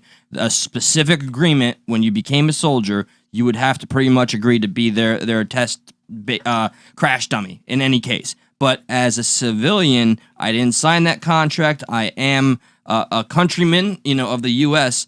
I do not feel comfortable that anybody's okay with me having my livelihood threatened because I am uncomfortable with the jab. And that's all I want. And you know what? Kenneth put it very sweetly, and I see people of varying opinions agreeing with him. Stop trying to inject us. Leave women alone. Just leave us the fuck alone. Government, less is more right now. And I just see the more you guys push, the more we're fucking gonna pull or whatever. What happens when you tell a population not to do something? We fucking go do it. So maybe you'd have a better option by telling us not to get the vaccine at this point, if that's your game. But trying to force me to get it just makes you more and more skeptical. And like taking away certain abilities for you to do throughout your city, throughout your town. Like, oh, you can't do this, this, and this, and that if you don't get it. Like, if you want to travel the world right now, you need a green vax passport to go to Europe and shit. I can't control the outside stuff. And that's what the other world wants. But just like, at least in America, I don't think that's what we're supposed to be doing. And it's feeling a little like, if I want to go elsewhere, then that's what I signed up. I signed up to a plane ticket to go to some other country who has their own restrictions. Yes. So abide, when in Rome. But right now, this is so dystopian. I, the lefty Eli, that's tired of fucking saying that, and I divorced my own party. I can't believe that I feel like I'm saying something patriotic when I say, this is not the fucking America I know or grew up with in my mind or fantasized or anything. Freedom of my choice, freedom of my speech. All of these things, not to be sensational, I see coming kind of under attack, and I'm starting to feel like we're getting pushed up against a wall until the wall fucking collapses and we all go shit crazy on each other. It's just a matter of, what forced, that it's not really forced. You don't have to do that. It's like having, but it is. But I don't want to lose my job. Like, if you want to keep things. your job, yeah. If you want to keep that job, it's not forced. But if you want to do this and this and that and like everything you love to do, then you can't. But I will be contacting a lawyer. It's that weird mind fuck forced. Or you get the test. You don't have to get the vaccine. But I got to pay for it. Yeah, that comes. And I have the antibodies. They haven't given any medical exemptions on having the antibodies. They haven't done that. It's unconstitutional until they bring out the details. 78% of the COVID fatalities have been a result of obesity, comorbidities, right. Obesity, 78%. People that are not healthy in general. I'm not saying I'm fucking Arnold Schwarzenegger in here by any stretch of the imagination. What? But I'm pretty fucking, I'm healthy enough. I've been getting healthier by working out and eating. Don't do that to yourself. Eating a little better. Good, dude. You look good. Well, I'm handsomer. I like the way you look, dude. Yeah, I know. I love the way I look. But I don't know. I just got sidetracked after I compared myself to Schwarzenegger. I got your back, bro. You look good. Yeah, no. I'm just saying. So what about that huge fact that seems to be uncomfortable? Like Bill Maher eloquently mentioned that on his show. You want to watch a little bit of that? Yeah. And funny fact, okay. Again, left guy that appears to be going right according to some people. Here's Josh, the perceived alleged all-righty guy who has driven me back to my, we'll say, lefty roots. Bill Maher, for all intents and purposes, to me, at the very least, is a lefty shill. And I left him because I saw him being too shillery. But I'm starting to come around because it sounds like he's at least questioning and punching holes at the fucking status quo, and this all like, we gotta do this because it's for your own good, yeah, blah blah blah. I'm just yes, I'd like to see the clip. I don't know if there's certain tests that they will accept, but I know like here, like you can go to any county site and you can get a free test. You can be in and out in 15 minutes. With the fucking free test. I appreciate that, but I still have ending to. soon. I have to travel I'm to not it. sure it is. I gotta fuck up my day to go get something done before I go fuck up my Oh, day I by know, going to my I soul understand sucking that. job. I understand that. Yeah, no, trust me, bro. I know. We're all going through the fucking ringer. Let's see some of this. I don't know how far we want to get into it. Well, yeah, just the poignant part where I don't like the woman, and that's not a sexism joke the either. big news today was Biden talking about these new mandates. It good could news. affect up to 100 million people, healthcare workers, businesses who have over 100 workers. Blah, blah, blah, blah, blah, blah, blah, just That's a lot talking of over it. people, 100 million people to tell something like this to. So I just want to get your opinion to start the show. Christina, tell me first of all, what you think of this. And this is a lot of people's thoughts. I disagree with Biden when he said my patience is wearing thin. My patience is out. You know, to think about the alternate reality People are that clapping. could have been. Already, they're so eager. Gotten vaccinated, and the president's team, you know, of course, they are looking at poll numbers, and they know that a lot of people were not going to get the vaccine when that FDA authorization came in, that they just are adamantly opposed to it, and this is a way to force it to happen. Force it to happen. George? Come on, man. Isn't that what a rapist says? December, before he became president, when he was asked if he would mandate vaccinations and said, I don't have the power to do that. In fact, Congress does not have the power to do that, not having a general police power that belongs to the states. So when this is litigated, it's going Which to be brings not you back about to individual Texas. rights. It's going to be about separation of powers and federalism. Eyes glaze over. I know. Yes, but you're saying the truth. But it matters.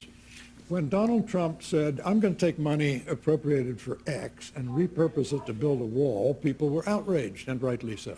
Mm-hmm. They should be outraged also that an institution, an appendage of the executive branch, the Occupational Safety and Health Administration, has decided to exercise a vast power, hitherto unsuspected to lurk in this statute, creating OSHA, a power that really admits of no limiting principle, just as when the Supreme Court took a look at the Center for Disease Control saying we're going to suspend evictions, the Supreme Court said, where do you get the power to broadly say that landlords are required, as they go on paying taxes and insurance and maintenance and mortgage and all the rest, are required to provide free housing?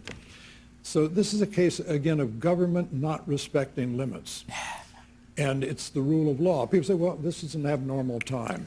Well, We could sit here and watch the fucking whole thing. It's a fantastic thing. It's up on go to the Voice of the People page. The whole 5-minute clip is there. You can find it in the recent post. And I think we should advocate more for the Twitter page. I need to actually start following that shit. We gotta put it up there. All of our links are there. Yes, well, maybe not this one because I screen grabbed this. That's fine. And yeah, you see. But watch this. This is the latest Bill Maher episode, and I was telling you today. You're pushing me back to him, man, and I see somebody that has, with every clip we've played here, is standing his ground. Remember that CDC slimy fuck that was like, well, I'm glad you joined the team, Bill. Like, fuck out of here. We know what lines your pockets. It's every motherfucker that agrees to go through this process. And he's logical. He's thought out. Like he was against. He's against the Gavin Newsom recall. He's like, I think people should suffer the consequences, like what they voted for. Like, you know, I'm against a recall. I'm against a mandate. I'm against all this stuff. Like he's very.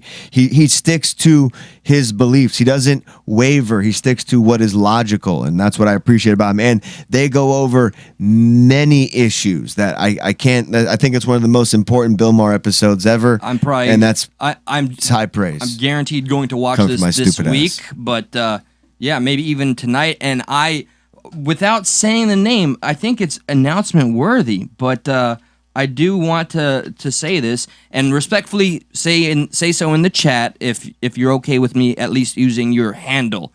But somebody that we greatly respect has chosen to forfeit their job as a teacher because this person was not comfortable with the forcing of the fucking vaccine. Wow. So, what? Like, is this what we want? The professionals that we hold in the highest regard, our healthcare servants or our teachers that are now put in a position where they're like, my body, my choice. No, not this time. Fuck this, man. I am wondering if that's different than the federal one, though, because I'm not sure that the federal one applies to schools. I'm thinking that might be a state one. But it's still like downhill from that idea. Yeah, I understand that. I understand that. Like this is that point in time where like people start, they either go with the momentum that is there or they start a new momentum. And like we join schools, you join the military under the previous established momentum of all these things were already cool. They're already established. So there was no reason to question them. Right now, here's this new thing that people, whether you think it's right or wrong, people have a difference of opinion over something so new too, that arguably all the evidence still isn't there. You have reminded me of the Fauci clip that maybe you want to pull up while you're. Yeah. I'm sorry that no, I that's fine. interrupted. It's fine. Yeah, we'll pull it up. But I like that what Josh saw. My fresh reaction was he found it to be interesting because I don't know how you took it at face value when you first saw it.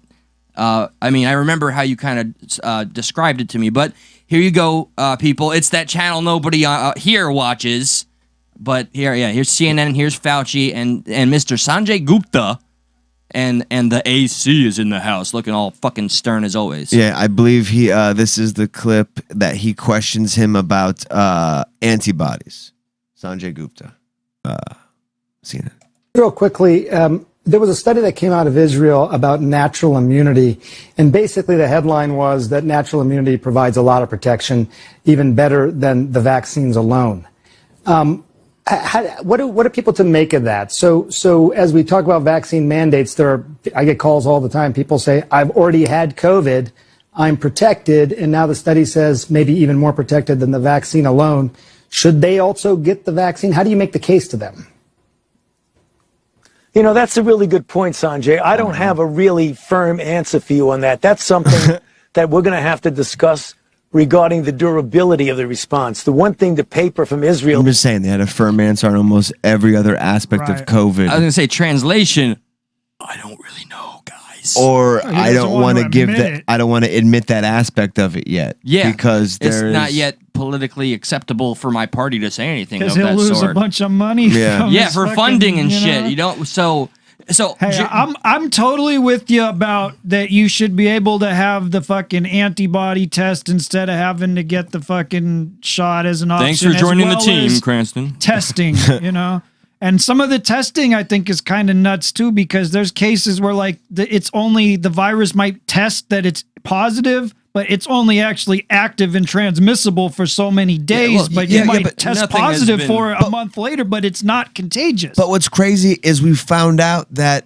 vaccinated people are still catching the virus. They're not dying from it as bad, but they're still catching it. Good night, Christina. So why aren't the same people also if we're in a room and you're vaccinated and I'm unvaccinated, both of us still may get the virus. Why are we just testing me? You may spread it more asymptomatically. It might be more pertinent to know if you have the virus or not than the unvaccinated guy. We know the guy is unvaccinated. He can't stop talking about he doesn't want to take the fucking vaccine. Everybody stays away from fucking old Joe over there because he fucking can't stop bragging about it. But for whatever reason, we get a whole list of things that happen to people who are vaccinated are still getting it, but they don't need to be tested. So my question that I would like while we have the clip up, what is your reaction to that, hearing that for the first time, to Fauci? Just being honest? It's obvious he knows the answer. He doesn't want to fucking say that it's true that the guy has a point because he's a fucking shill. He's in a political position and he doesn't want to get his fucking donors or whoever pissed at him. Okay.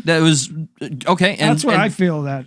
I like it. And Josh, what's yours? Because mine was interesting. It was just more just being like dumbfounded, just like the guy with all the answers finally. I didn't even think that far as Cranston got. It's obviously this guy which is to me is like more spot on. I was just like, are you fucking kidding me? Here's a moment in time to be just like. I was just dumbfounded. That's all. It doesn't align with what the fucking administration's policy is, so he can't talk about it. He doesn't want to talk about it. It's not aligning with the official narrative. They made COVID political, yet they say only one side did. So it's obvious with the antibodies at this point that they are they are helpful. It's just like having a vaccine, and that is definitely something that we should be looking into more. I'd just like to add that your thoughts on this matter are completely and 100% aligned with my opinion, but my knee-jerk reaction, even though had I known how he articulated it, might have been different, but when Josh pretty much said, Fauci said, I don't know, I was like, well, fucking shit, that's actually refreshing. He's not, for once, telling us what to do and how to do it or whatever the fuck. He's showing a little humanity, like, hey, man, I'm kind of freestyling a little bit with you guys. But Josh rightfully said people would fucking panic if he said, I don't know. So, but I was a little I think what you said is more spy. I think maybe people would panic, but I do think if he's being truthful, there is a relief there that it's just like, it's one step closer to like what we... What the truth is. That lie is the closest to sincerity as we can get, and it's got to be through a lie. Right, like that was probably the most sincerest. Like that probably wasn't even a lie. He's probably being honest. Like, you know what? I don't know. Yeah, you know, it's just like I'm with Cranston's opinion. I think we all have a general consensus here, but yeah, I don't know. I like it when the so-called professionals are just fucking sincere. That's all. I mean, overall with it, like, I don't want anybody to have to get forced to take it if they don't want it. I don't want anybody to lose their job over it or any of that shit. It's just, I've worked at jobs where they came in like the military and said, well, you got to get this shot. Like, fuck it. I couldn't have even quit if I wanted to. Okay, but check it out. That's a job where you sign up to. Yes. There's vaccines in the beginning. Yes. You go to a job like Applebee's. You've been working there, and now they're like, hey, by the way, if you want to keep working here, you need a vaccine. Right. You didn't sign up for that. Fuck and now it's literally your job, and a lot of people, they work paycheck to paycheck. That's gonna hurt more than help. Yeah. And the fact that it's so, like, the fact that Biden came out and kind of said in this kind of, to me, kind of creepy way, like, we're losing our patience, man. Yeah, like that little thing at the fucking bottom, I don't like that at all. Biden targets unvaccinated. They're already making it seem like a whole other class of citizens. We're the guys that are not playing by all the fucking rules as they're stated in real time. Our patience wearing thing with you fucking rebels. They're at about on board. 75% or something now vaccinated. So how's it a pandemic of the unvaccinated when a lot of the people who are unvaccinated have already had COVID? Well, it's a pandemic of the unvaccinated in other countries. It's not here, like Delta came from But we don't get India, that star on CNN. That's the fucking that's the thing. Other countries. But it's I mean, that's where it's going. It's just gonna start being a seasonal thing where you're gonna have a new fucking strain every year, and you'll either be vaccinated or have antibodies. Here's where I'm concerned. And we'll adapt to it. Here's where I'm confused. Is like, that's what it was supposed to be in the beginning. It was never supposed to be. It was never supposed to be about deaths. It was never supposed to be about anything else but not having everybody get it at once. And it slowly morphed into a bunch of different shit. And now we're back to it again, where, not saying you, but your thought process is the same the whole time. Like, yeah, eventually everyone's going to get it. I want to say on record, along with some people in the chat, I will no longer call this fucking thing a vaccine. This is a treatment. This is not a fucking vaccine. It's not preventing anything. Vaccine kills, yeah. No, that's a good point. You know, a lot of people can attribute some of these strains getting stronger to the vaccine not completely eradicating it as it's supposed to do. I think one thing that we can take away from this is, overall, what we're seeing is our leaders are kind of like, we don't fucking know. Like, they don't fucking know. I see them flexing their power and possibilities. That's what I see. It's not just now. It's been since the whole thing started. Either administration, they don't fucking know. All around the world, they don't know. They're doing their best, but they don't fucking know. I see opportunists. But that's why people don't like mandates, because they don't fucking know. Right. So how are they going to mandate something that they don't fucking know? I see opportunists of every fucking fabric in every administration currently running the country, just testing how much authoritarianism they can get, and they're gonna get a little drunk on the power. And like, look, from Texas to fucking, yep, you know, my patience wearing thin with these people that are not doing what I tell them. Fuck you, Biden. Listen, we got to wrap up. We got to get the fuck. We went way over. We went fucking almost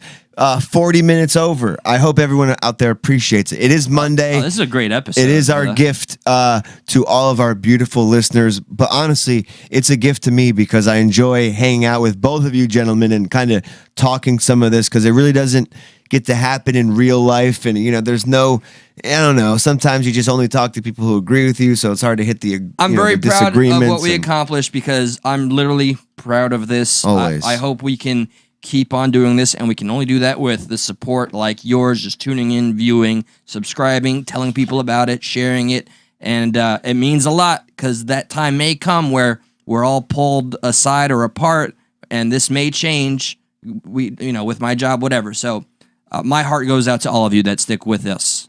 Sometimes it does get rough here and Stuck in the Middle. Sometimes we do have disagreements, and in these moments, you wonder if we should take a page out of baseball. Ooh, I love the Mets. Did I pronounce that right? Baseball. We take a page out of baseball. Basketball. And we do something like this. Basketball.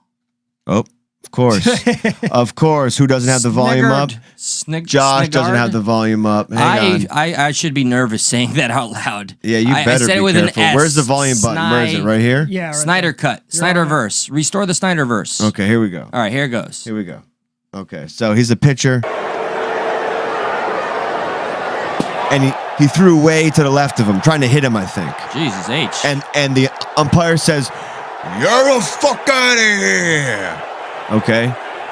But the players disagree. No, I mean, you can't do that. You're not in that situation, man. You can't. Not ain't gonna happen. See, it's a stuck empire. You can't do that. I mean, that's the wrong time to do it. That's all. It gets better. It is what it is, but that ain't gonna happen. Our ass is in the jackpot. We don't do something there. I'm just telling you that. Stuck empire right here. No. I mean, okay, the situation of what happened and everything else. That's what dictates that. Wait till the coach steps in. There's no prior knowledge that before the game started. I mean, if Barry comes into the dugout and says, "Hey, if somebody gets Neil. Everybody knows what the situation is. Okay? There's a situation. So he thinks the guy did it on purpose. Look, right? Like, watch. He definitely did it on purpose. Terry. Like, Josh. Terry, it's only Cranston. Terry, get a handle. Come on, let's go. Come on, talk to me. Talk to me. Tommy, that's fucking bullshit. Terry, talk to me. Then you talk to me about it. You know. Okay. You gotta give us a shot. You know what? You gotta give us a shot. Okay, listen to me. Let me hear what I'm saying. Okay? You get your shot. You had your shot right there in the situation. Well, why you know the situation? I don't want the vaccine. You gotta get a shot, Tommy. Because that makes it worse. Terry, that makes it fucking worse. There's nothing to that guy. Nothing. Okay, that I can't control that. And then they make out passionately. You know as well as I do Terry, you know where I stand on the whole fucking situation. What situation? The dude. Tommy, you know that. Terry, listen, I'm telling you, our ass is in the jackpot now. Okay? In the jackpot. Okay, I'm just telling you. I love their terms. Sounds like a mobster movie. You got it. Okay, like you got everything out? Is that it? You got everything out? That's exactly like almost every episode since Cranston has joined, which I am grateful for. How good would it be if we had a stuck empire? I'll play the part next time. I never thought I would be. Hey, Terry, stop. That's it. Josh, you can't use that in that situation. Do you feel better now? You letting off? I'm going to be the empire too. Don't worry. I'm going to be a great empire. Well, I'm going to be the best. I'm going to be the best there ever was. Empire or umpire? I believe it's pronounced upire. I don't like that. I love the silence moments we have here after my lame jokes. I don't like what you tried. I don't like what you did there. I hate everything about you. Speaking of what you don't like happened there, here's a man who gets caught. No, it's not dubbed, Lindsay. By a gal. All right, go ahead. This is called "She Got Him." This was pretty good. All right, yes. This is pretty good.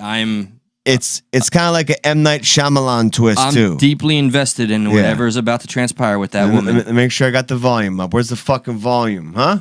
Terry, where's the fucking volume? You can't fucking do that in this situation. I don't see it. Yeah, actually, I don't see a volume button. Okay, you know what? Maybe there's no volume, so watch this. All right. So this is obviously, you know what this is? This is Fort Lauderdale. That's fucking Fort Lauderdale Beach right there. That's my wife. Yeah, that's right across Elbow Room. So here's somebody filming. Here we go. Elbow Room. Oh my. Yeah. Oh, look at that. Look at that. You think she's gonna catch him? Oh no, she doesn't. Wait. He's panning out. He's panning over. Oh, girlfriend got up. That's such a meme move. Oh man, look at that. Look at him. He's like fucking going. Can you screen grab just this portion? That's as far as his phone zooms in. Yeah, you know, he was all the way in. I mean, that could, yeah, I know. He's just like, I don't think I can. And then, I love that he probably heard. The what clicker. are you looking at? He's like, I mean, you're just panning for the beach view. Look at that. Look at that face. Judgmental fucking. Oh, you're sleeping on the couch tonight, honey. Yeah, that's a He's god. in the doghouse. And getting your fucking throat slit. That's a god. I got you. We got you. You know. All right, boys and girls.